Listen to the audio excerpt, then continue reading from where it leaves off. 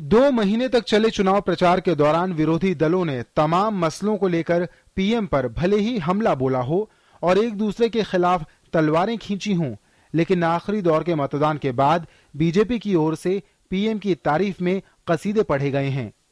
यह प्रत्याशित तारीफ हुई है राज्यसभा में नेता विपक्ष और बीजेपी के वरिष्ठ नेता अरुण जेटली की तरफ से।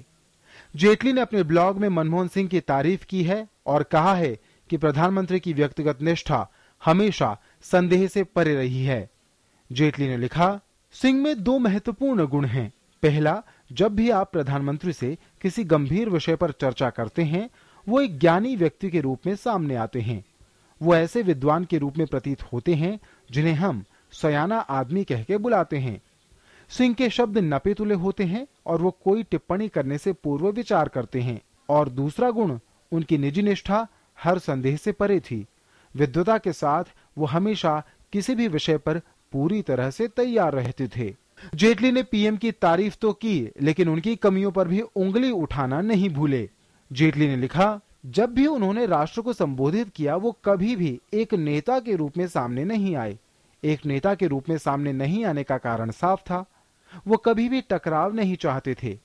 उन्हें पता था कि उन्हें सीमित शक्तियां दी गई हैं और सभी महत्वपूर्ण फैसलों पर उन्हें पार्टी तथा उसके प्रथम परिवार को खुश रखना है। यदि वो कोल ब्लॉक आवंटन घोटाले के सामने आने के बाद कोल ब्लॉक्स को रद्द करते या अदालत के फैसले की प्रतीक्षा करने से पहले 2G स्पेक्ट्रम लाइसेंसों को खुद रद्द कर देते, तो मुझे कतई शक नहीं है कि इतिहास उन्हें बेहद अलग तरीके से दर्ज करता।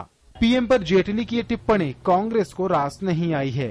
जब 2 बार 2004 में और 2009 में जब भारतीय जनता पार्टी और एनडीए की बुरी तरह पराजय हुई, उसकी जिम्मेदारी अरुण जेटली किसको देते हैं, पहले ये बताएं।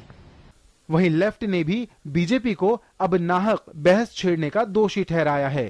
पिछली बार भी यही कहा था चुनाव खत्म होने के बाद, लेकिन दोबारा बन गए मनमोहन सिंह जी।